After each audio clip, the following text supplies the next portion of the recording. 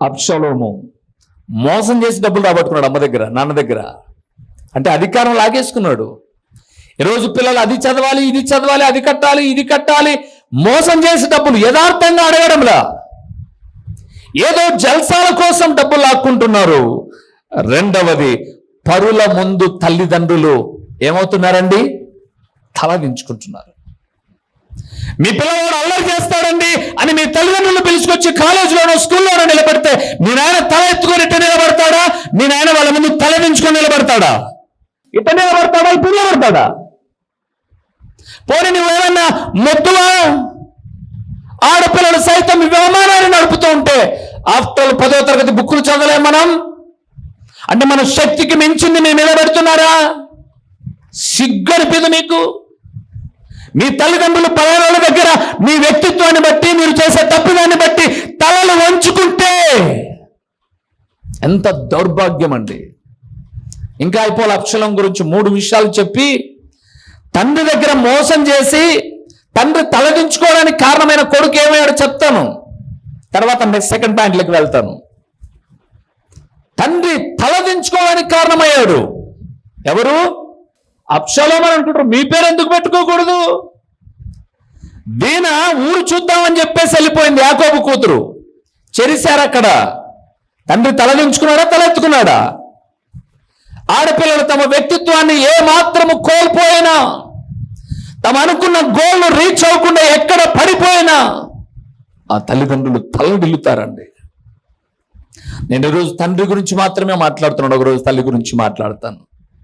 వాస్తవానికి ఈరోజు దేవుడు తోడుగా ఉంటే అని చెప్పాను కదండి. కానీ ఎందుకో రాత్రి ప్రార్థన చేస్తూ ఉన్నప్పుడు ఈ తండ్రుల దినోత్సవం అప్పుడు తండ్రి యొక్క వ్యక్తిత్వాన్ని, పరమ తండ్రి అయిన దేవుడి వ్యక్తిత్వాన్ని చెప్దామని చెప్పేసి ఇలా వెళ్ళిపోయాను. గుర్తుపెట్టుకోండి ప్రియులారా, తండ్రిని మోసగించాడు అబ్షాలోము. తండ్రి తలదించుకోవడానికి కారణమయ్యాడు అబ్షాలోము. 3వది ఏమయ్యాడు అక్కడ చూద్దామా? 17వ అధ్యాయం, సమూయేలు 2వ గ్రంథం 17వ అధ్యాయము 4వ వచనాన్ని చూద్దాం. ఈ మాట చూడండి, గుండెను పిండి వేస్తుందండి. నిజంగా చాలా చాలా చాలా బాధకరమైన విషయం ఇక్కడ కనపడుతుంది. మీకు అర్థం కావడానికి 3 నుంచి చదివించేనా? 17వ అధ్యాయం సమూయేలు 2వ గ్రంథం 3వ వచనం. రాజును మాత్రము హతము చేసి జనులందరినీ నీ తట్టు తిప్పెదను, నీవు వెదకు మనిషిని నేను పట్టుకొనగా జనులందరూ వచ్చి నీతో సమాధాన పడుదురు గనుక నీ చిత్తమైతే నేను 12,000 మందిని ఏర్పరచుకుని పోయి ఈ రాత్రి దావీదును తరిమి పట్టుకొందునని అహీతోపెలు అబ్షాలోముతో చెప్పగా ఈ బోధ అబ్షాలోమునకు ఇశ్రాయేలు వారి పెద్దలకందరికీ తన తండ్రి చావాలని కోరుకున్న కొడుకు అబ్షాలోము. తన తండ్రి ఏం కావాలనుకున్నాడు? మా నాయన సారికి గద్దిస్తే, పిల్లలు అనుకునేది సహజంగా మా నాయన ఇంట్లో లేకుంటే బాగుంటుంది. ఎందుకు? గద్దిస్తాడు, హెచ్చరిస్తాడు. నేను అనుకుంటాను అబ్షాలోము వలె మా నాయన చచ్చినా బాగుండు, నన్ను అడిచేవాడు ఎవరు లేడు అనుకుంటారు చాలా మంది. ఒక అహీతోపెలు అనబడేవాడు వచ్చి అబ్షాలోముతో చెప్తున్నాడు, నేను 12,000 మందిని తీసుకుని వెళ్ళి మీ నాయన చంపచ్చా అని అంటే అబ్షాలోము అంటాడు, రే నీకు బుద్ధి ఉందా లేదా? మా నాన్న సింహాసనం ఏదో లాక్కున్నాను, మా నాన్న ఏదో తలదించుకోవడానికి కారణమయ్యాను, బానే ఉంది, మా నాన్న చచ్చిపోతే అట్రా అని అనట్లా. ఏమన్నాడు 4వ వచనంలో? పెద్దలందరితో ఆలోచన చేస్తాడు, ఇది ఎట్లుంటుంది అని అంటే మీ నాన్నను చంపు అన్నారు వాళ్ళు కూడా. ఈరోజు ప్రభునందు ప్రియులారా, చాలా మంది పిల్లలు తమ తల్లిదండ్రులను గొంతు బిసికి చంపరు, కానీ వాళ్ళు చేసే పనులతో తల్లిదండ్రులు బతకలేక చావలేక చేస్తూ ఉంటారు. అవునా? చంపాల్సిన అవసరంలా, చంపేంత పని వాళ్ళు చేసే ప్రవర్తన ద్వారా. ఈరోజు ఈ మాట వింటున్న దేవుని కుమారుడా, నువ్వు ఎలాగున్నావు? మీ అమ్మ గద్దిస్తే మీ అమ్మ నీకు శత్రువు, మీ నాన్న గద్దిస్తే చెడ్డోడు. ఎట్లా చెడ్డోడు? తల్లి ఉండగా ఎవరితో పరాస్థితితో తిరిగితే చెడ్డోడు, కానీ నీ మేలు కోరి నీ క్షేమం కోరి గద్దించే మీ నాన్న ఎట్లా చెడ్డోడు నీకు? ఈరోజు మీ నాన్న చెడ్డైనప్పుడు వాక్యము ద్వారా గద్దించే దేవుని సేవకుడు చెడ్డవాడే, గద్దించే దేవుడు కూడా చెడ్డవాడే. చాలా డిఫాల్ట్స్ ఉన్నాయి అబ్షాలోములో. కానీ నేను తండ్రి ప్రేమ అనే మాట మీద మాట్లాడుతున్నప్పుడు కొన్ని విషయాలు చెప్తున్నాను. అబ్షాలోము మోసపూరితంగా తండ్రి దగ్గర నుంచి డబ్బులు లాక్కున్నాడు, అంటే అధికారం లాక్కున్నాడు.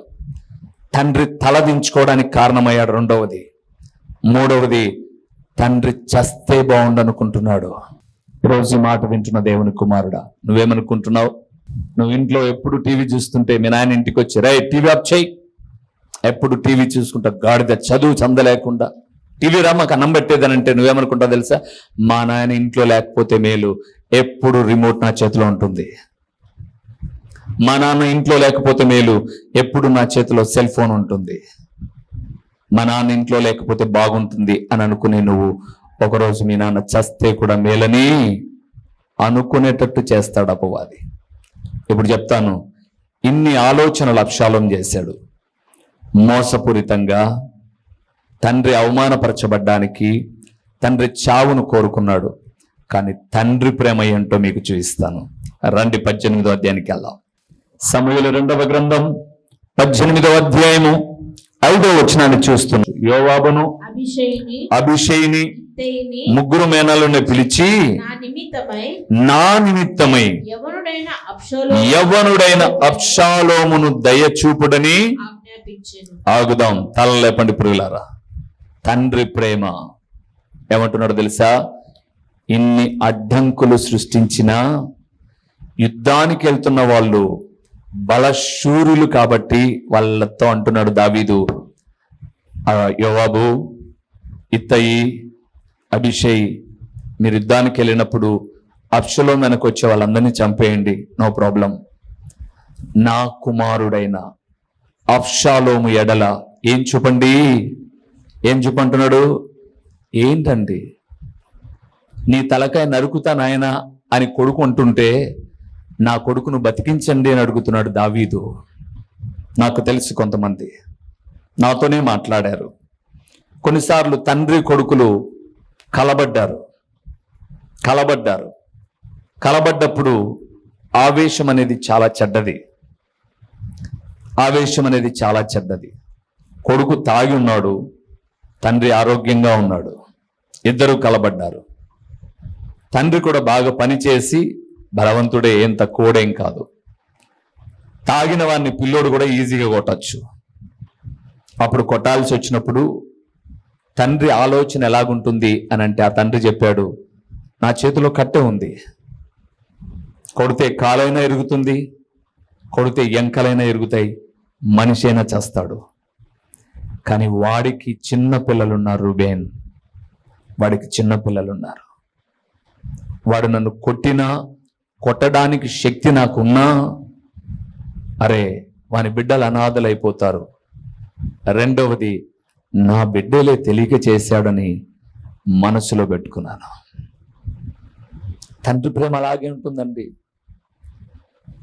మీరు ఎన్ని అవమానాలు చేసినా, ఎన్ని బాధలకు గురి చేసినా, మీరు కన్నీరు కార్చినప్పుడు మీ తండ్రి వలవెల ఇంట్లో ఉండలేకపోయినా బయటికి వెళ్ళిపోయి అమ్మకు ఒక చిన్న సంకేతం ఇచ్చి వెళ్ళిపోతాడు. ఆ అమ్మాయి పొద్దున్న నుంచి అన్నం తినలా, నేనుంటే తింటుందో తినదో, అన్నం పెట్టుదానికి. ఈయన బయటికి వెళ్ళి వేరే ఇంట్లో కూర్చోడు, బజార్లో తిరిగేసి వస్తాడు. ఈలోపు నా బిడ్డ తింటే చాలే, మారితే చాలే. అలాంటి తండ్రి హెచ్చరించినప్పుడు మీకు శత్రువుగా కనిపించవచ్చు. ఈ లోకములో దేవుని తర్వాత మీ మేలు కోరి మీ భవిష్యత్తు గురించి బహుగా ఆలోచించువాడు ఎవరైనా ఈ భూమి మీద ఉన్నారు అంటే అతను ఏకైక వ్యక్తి. ఎవరు? తండ్రే. కానీ మీరు బయట వాళ్ళందరినీ నమ్ముతారు బాగా, మీ తండ్రిని మాత్రం నమ్మరు మీరు. దావీదు అంటున్నాడు, దయ చూపండి అన్నాడు. కానీ అక్కడ వెళ్తున్న వాళ్ళు దయ చూపేవాళ్ళు కాదు. అబ్షాలోము చాలా అందగాడు, చాలా మంచి హెయిర్స్ ఉన్నాయి, మంచి జుట్టు ఉంది. గాడి మీద వెళ్తుంటే ఆ మస్తకి వృక్షానికి ఎగురుతూ గాలికి ఎగిరిన ఈ యొక్క జుట్టు ఆ చెట్టుకు తగులుకుపోయింది, గాడిద వెళ్ళిపోయింది. మీకు తెలిసి ఎప్పుడన్నా రేగ్గాయలు ఎరుకునే అలవాటు ఉంటే గనా ఎక్కడన్నా పొలాల దగ్గరికి వెళ్ళి ఒక చిన్న జుట్టు తగులుకుంది అని అంటే దాన్ని విడిపించుకోవడం చాలా కష్టం. ఈయనకు ముందే చాలా జుట్టు చెట్టుకు వేలాడిపోతున్నాడు. సైనికుడు వచ్చి చెప్పాడు యోవాబుతో, యోవాబు, అబ్షాలోము ఒక్కడే ఉన్నాడు, అక్కడ వేలాడుతున్నాడు, కొట్టుమిట్టాడుతున్నాడు, ఆకాశానికి భూమికి మధ్య ఉన్నాడంటే ఎందుకు వచ్చావు, రావని చంపొచ్చు కదా, నేను నీకు బహుమానం ఇచ్చిందినే అన్నాడు. వాడు అంటాడు, చంపొద్దని దావీదు చెప్పాడు కదా, నేను చంపను అంటాడు. చంపొద్దు, దయదలచండి అన్నాడు కదా, నేను ఎట్ట చంపుతా అన్నాడు. ఇంకొకడు వచ్చాడు, వాడు చెప్తున్నాడు అదే మాట, చంపపోరా నీకు బంగారం ఇస్తా అంటే, వద్దొద్దు రాజు చెప్పాడు కదా వాని ఎడల దయ చూపమని అంటే, యోబు అంటాడు, నువ్వు దయ తలచమంటే తలిస్తే, దావీదు చెబితే నువ్వు చంపకపోతే నేను ఊరుకుంటానా? వచ్చాడు యోబు, విల్లెక్కు పెట్టాడు, కవచపు కీలున బాణాన్ని దించాడు, చచ్చాడు అబ్షాలోం. తీసుకెళ్లి పక్కన పడేసి రాళ్ళుగా పెట్టారు. విజయం అదే అయిపోయింది. ఇప్పుడు సైన్యం అంతా వెనక్కి వస్తున్నారు. దావీదు ఆలోచన చూద్దామా? రండి 29వ వచనానికి రండి. సమూయేలు 2వ గ్రంథం 18వ అధ్యాయం 29వ వచనాన్ని చూద్దాం. 29వ వచనం లేదా? రాజు అంటున్నాడు, బాలుడగు అబ్షాలోము క్షేమముగా ఉన్నాడా? చాలు, సైన్యం వెనక్కి వస్తుంది. ఒకడు ముందే పరిగెత్తుకుంటూ వచ్చాడు దావీదు దగ్గరికి, దావీదు గారు మనమే గెలిచామండి, విజయం మనదేనండి అన్నాడు. మనమే గెలిచామా, జెండా పాతామా, ఇవేం అడగట్ల దావీదు. అబ్షాలోం ఎట్లున్నాడు చెప్పండి. ఎవరండి అబ్షాలోం? కొడుకు. ఈ విజయం కాదు నాకు కావాల్సింది, నా కొడుకు ఎట్లున్నాడో చెప్పండి. దేవుని బిడ్డలారా, మీరు ఏదో సాధించాలని వ్యర్థమైన ఆలోచనలతో వెళ్ళిపోతూ ఉన్నప్పుడు, మిమ్మల్ని గూర్చిన వార్త ఏదైనా వస్తే మీ తల్లిదండ్రులు ఫస్ట్ అడిగేది ఏంటో తెలుసా? మా బిడ్డలు ఎట్టున్నారు, మీ క్షేమాన్ని అడిగేవాడు. ఎట్లనో చెప్పమంటారా? సాయంత్రం ఎప్పుడో ఇంటికి వచ్చాడు నాన్న, లేదా మధ్యాహ్నం 2 గంటలకు వచ్చాడు ఇంటికి. మీరు 12:30కే స్కూల్ నుంచి వచ్చి అన్నం తినేసి వెళ్ళిపోయారు. మీరు ఇంటికి రాగానే ఆకలిగా ఉంది, అన్నం పెట్టు, చేయగడుకుంటా అని అన్నాడు. పిల్లలు తినిపోయారా అని అడుగుతారు. వాడు చదవడు కదండి, వాడి గురించి ఎందుకు అడుగుతావు? చదవకపోతే మాత్రం పస్తు పెట్టాలన్నా నా బిడ్డలను. ఆ అమ్మాయి మోసంది కదండి, ఆ అమ్మాయినే అడుగుతాం. మోసందైనా ఎట్లా ఒకటో బ్రతుకు నిలబెట్టాలి కదే. అది తండ్రి ప్రేమ, అది తండ్రి ప్రేమ. దావీదు అదే ప్రేమ చూపుతున్నాడు. చచ్చిపోయాడా బతికున్నాడా? వాడేం చెప్పాలా? మరలా అడుగుతాడు. చూడండి 32వ వచనం, 32వ వచనం, అదే అధ్యాయం సమూయేలు 2వ గ్రంథం 18వ అధ్యాయం 32వ వచనం. అప్పుడు రాజు 32వ వచనం, రాజు బాలుడు అబ్షాలోము క్షేమముగా ఉన్నాడా అని అడిగాను. మళ్ళా కూడా వచ్చాడు పరిగెత్తుకుంటూ, అయ్యా విజయం మనమే అన్నాడు. విజయం అయితే అయింది, కానీ అబ్షాలోము ఎట్లున్నాడు చెప్పండి. అబ్షాలోము తన తండ్రి గురించి ఒక్కసారి అడగలేదండి, కానీ తన కుమారుడు గురించి ఎన్ని పర్యాయాలు అడుగుతున్నాడు. లాస్ట్గా 2వ వాడు చెప్పాడు, నీ శత్రువులు ఎట్లా ఉండాలని నువ్వు కోరుకుంటావో అబ్షాలోము అలాగ అయిపోయాడు అన్నాడు. అంటే అర్థం ఏంటి? నా శత్రువు చచ్చి పడి ఉండాలని కోరుకుంటే అబ్షాలోము ఏమైపోయాడు? చచ్చిపోయాడు. 33వ వచనాన్ని చూద్దాం, రాజు ఏం చేస్తున్నాడో. అప్పుడు రాజు బహు కలతపడి గుమ్మమునకు పైగానున్న గదికి ఎక్కి ఏడ్చుచు సంచరించుచు, నా కుమారుడా అబ్షాలోమా, నా కుమారుడా అబ్షాలోమా అని కేకలు వేయిచు, అయ్యో నా కుమారుడా, నీకు బదులుగా నేను చనిపోయిన ఎడలా ఎంత బాగుండు, నా కుమారుడా అబ్షాలోమా, నా కుమారుడా అని ఏడ్చుచు వచ్చాను. ఈ లోకంలో తండ్రి ప్రేమ చాలా గొప్పది ప్రియులారా. చాలా పర్యాయములు మీకు ఏదన్నా అన్నారు. నా దగ్గరకు ఒక తల్లి వచ్చింది. నేను గుంటూరు జిల్లా ఒక ప్రాంతానికి సువార్త నిమిత్తమై వెళ్ళినప్పుడు 14 సంవత్సరాల కొడుకు వాడు ఇంతున్నాడు. వాడిని ఎత్తుకొని వచ్చింది ఆ తల్లి, మీటింగ్స్కి ఎత్తుకొని వచ్చింది, లాస్ట్లో ప్రేయర్ చేయించుకోవడానికి. ఏమైందమ్మా వీనికి అనంటే, క్యాన్సర్ బాబు, ఆ క్యాన్సర్ నాకు వచ్చిందే బాగుంటుంది ఆయన. నేను కొంచెం లోకాన్ని చూసిన యవ్వన బిడ్డ, ఏ పాపము ఏ లోకము చూడని వాడు, లాభం లేదు, 4th స్టేజ్ అన్నారు బాబు, చచ్చిపోతాడట. ప్రార్థన చేయయ్యా. తల్లిదండ్రుల ప్రేమ అలాగుంటుందండి. మీకు ఎన్నోసార్లు వ్యాధి వచ్చినప్పుడు, బాధ వచ్చినప్పుడు, మీరు ఎన్నోసార్లు ఏడ్చినప్పుడు, ఎన్నోసార్లు బాధపడుతున్నప్పుడు మీ తల్లిదండ్రులు ఇలాగే అనుకొని ఉంటారు, వీడికి రావాల్సింది నాకు వచ్చినా బాగుండు. అయితే అలాంటి తండ్రిని మీరేం చేస్తారు? ఏం చేస్తారు? నిర్లక్ష్యం చేస్తారు మీరు. అబ్షాలోము తప్పులను క్షమించే తండ్రి, లేదా తప్పులను మరిచిపోయి కుమారుని క్షేమము కోరిన తండ్రి. మీ తండ్రి ఎలాగున్నాడో నాకు తెలియదు, కానీ ప్రతి జీవితంలో ఇలాంటి తండ్రి ఉంటాడు. రెండవ తండ్రిని చూపిస్తాను మీకు, సరేనా? క్రొత్త నిబంధనలోనికి వెళ్దాం. లూకా రాసిన సువార్త 15వ అధ్యాయము. లూకా రాసిన సువార్త 15వ అధ్యాయము 20వ వచనాన్ని చూద్దామా? 20వ వచనాన్ని చూద్దాం. 15 లూకా రాసిన సువార్త 20వ వచనం. వాడు ఇంకా దూరముగా ఉన్నప్పుడు తండ్రి వానిని చూచి కనికరపడి పరుగెత్తి వాని మెడ మీద పడి ముద్దు పెట్టుకొనెను. చాలు ప్రియులారా, కొడుకు ఎక్కడి నుంచి వచ్చాడు? దుబాయ్ నుంచా? ఎక్కడి నుంచి వచ్చాడు? పందుల షెడ్డులో నుంచి వచ్చాడు. ఏ నుంచి వచ్చాడు? అప్పటిదాకా పందులు కాశాడు. మీరు ఆ మాట చూస్తారు తర్వాత.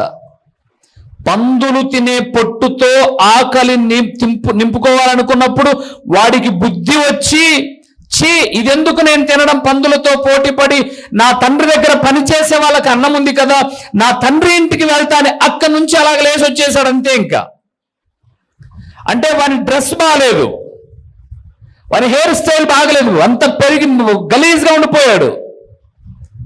వాస్తవానికి ఏం జరిగింది అని అంటే, ఒక తండ్రికి 2 కొడుకులు ఉన్నాడు. పెద్దవాడు తండ్రిని కాసు పెట్టుకొని ఉన్నాడు, చిన్నోడు మాత్రం ఆస్తులు నాకు వచ్చే భాగం నాకి అన్నాడు. మొన్న నేను ఒక హౌస్ విజిట్కి వెళ్తే, ఎక్కడికి వెళ్ళాను, ఒక హౌస్ విజిట్కి వెళ్తే ఒక దీనురాలు, విధవరాలు, వాళ్ళకున్నది ఒక చిన్న గవర్నమెంట్ రూము.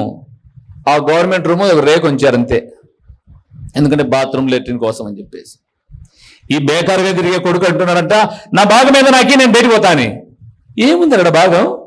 భాగం అంటే 2 ఎకరాల పొలము, లేకపోతే నాయన సంపాదించినటువంటి 50 లక్షల ఆస్తో.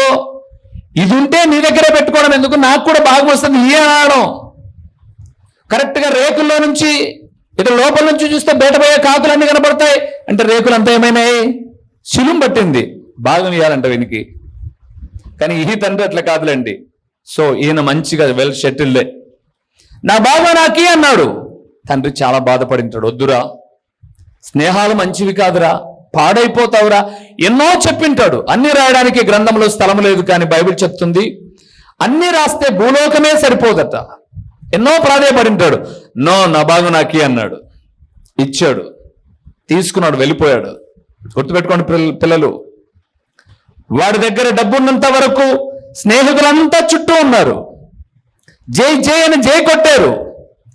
ఎప్పుడైతే మన దగ్గర ఉన్న డబ్బు అంతా అయిపోయిందో ఒక్కొక్కడు అందరూ ఏం చేశారు? జారుకున్నారు. ఒంటరి అయిపోయాడు. ఆ దేశంలో అన్నం పెట్టే దిక్కులేదు వాడికి. ఎవరైనా పని అడిగితే నువ్వేం పని చేస్తావు, నాకు ఇవ్వరా పని. లాస్ట్కి ఒక పందులు మేపుకునే వ్యక్తి దగ్గరికి వెళ్ళాడు. వాడు అన్నాడు, నా పందులు కాయిపో, అప్పుడప్పుడు అన్నం తెస్తా అన్నాడు. కానీ వీడు అన్నం తేలా. ఆ పందులు మేపుతూ ఆ పొట్టు తింటున్నప్పుడు బుద్ధి వచ్చినప్పుడు తండ్రి దగ్గరికి వచ్చాడు. ఇదంతా ఒక భాగం. కానీ ఆ తండ్రి మాత్రం ఆ కొడుకు కొరకే ఎదురు చూస్తూ ఉన్నాడు.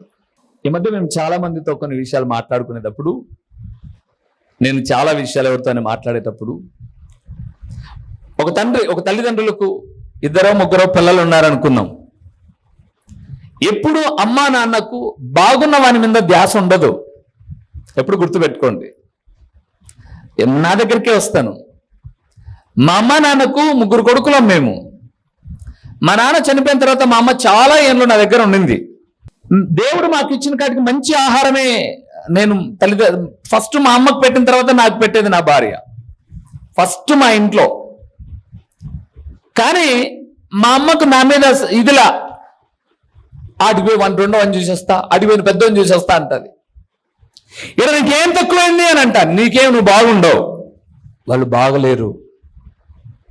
అమ్మ, మీ ఇళ్ళల్లో కూడా బాగలేని వాళ్ళ మీదనే మీ తల్లిదండ్రులకి ఎక్కువ ధ్యాస. మీరేమనుకుంటారంటే మమ్మల్ని పట్టించుకోవాలా, మమ్మల్ని చూడాలా అంటారు, కానీ మీ మీద ప్రేమ ఉంది. కానీ మిమ్మల్ని దేవుడు దీవించాడు. వాడు కొంత నష్టాల్లో ఉంటే ఈ తల్లి గుండె తరుక్కుపోతుంది. ఇంట్లో కొడుకున్నాడు, అక్కడ డిన్నర్ ఎప్పుడు జరగలా, కానీ ఈ తప్పిపోయినాడు వచ్చిన తర్వాత డిన్నర్ జరుగుతుంది.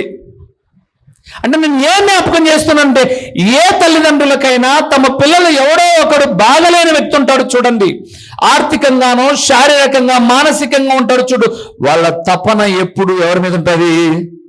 వాళ్ళ మీద ఉంటుంది. మీరు అపార్థం చేసుకోమాకండి. వచ్చాడు వీడు, ఈ తండ్రి వాని కొరకే ఎదురు చూస్తూ ఉన్నాడు. వాడు ఇంకా దూరంగా ఉన్నప్పుడే అని రాయబడింది అక్కడ. ఆ మాట మీరు తర్వాత చూడొచ్చు. దూరంగా ఉన్నప్పుడే, 20వ వచనంలో, వాడు ఇంకా దూరంగా ఉన్నప్పుడే ఈ తండ్రి, చెప్పండి, తండ్రి పరిగెత్తుకొని వెళ్ళాడా, వాడు నాయనా అని పరిగెత్తుకొని వచ్చాడా? మీరు నర్సరీ పిల్లలను ఫస్ట్ క్లాస్ సెకండ్ క్లాస్ పిల్లలను బడిలో విడిచిపెడితే గేట్ కాడ మీ అమ్మ వచ్చి చూస్తుంటది అనమాట. చిన్నోడు కదా, చిన్నది కదా ఉంటుంది. బా, మన అబ్బాయో అమ్మాయో బడి ఇడవగానే ఒలింపిక్స్ లో మెడల్ కొట్టుకొని వచ్చినట్టుగా పరిగెత్తుకుంటూ వస్తుంటారు గేట్ కాడికి. ఎవరి కోసం? అమ్మ కోసం. ఇంతసేపు క్లాస్లో అంత ఉత్సాహం లేదు దానికి, వాడికి అంత ఉత్సాహం లేదు. అమ్మ దగ్గరకు వచ్చేటప్పుడు మాత్రం మెడల్ కొట్టుకొచ్చిన కూతురు పరిగెత్తుకుంటూ వస్తాను, మమ్మీ ఒలింపిక్స్ లో సాధించి అట్టొస్తారు. ఈడ వాస్తవానికి మెడల్ ఏం కొట్టుకురాలి అక్కడ కొడుకు, ఈయన మెడల్ ఇంచాడు, ఎంత ఇంచాలనో అంత. కానీ తండ్రి ప్రేమ కనికరము చూపే ప్రేమ, కనికరము చూపే ప్రేమ. పరిగెత్తుకొని వెళ్ళిపోయాడు, వాని వాటేసుకున్నాడు, ముద్దు పెట్టుకున్నాడు, వెంటనే ఇంటికి తీసుకొచ్చాడు, రాకుమారుని మాదిరి తయారు చేశాడు. ప్రభువునందు ప్రియులారా, తండ్రి ప్రేమ కనికరము గల ప్రేమ. ఇంకా దేవుని ప్రేమ దగ్గరికి వెళ్ళాల, భూమి మీద ఉన్న తల్లిదండ్రుల ప్రేమే చెప్తున్నాను.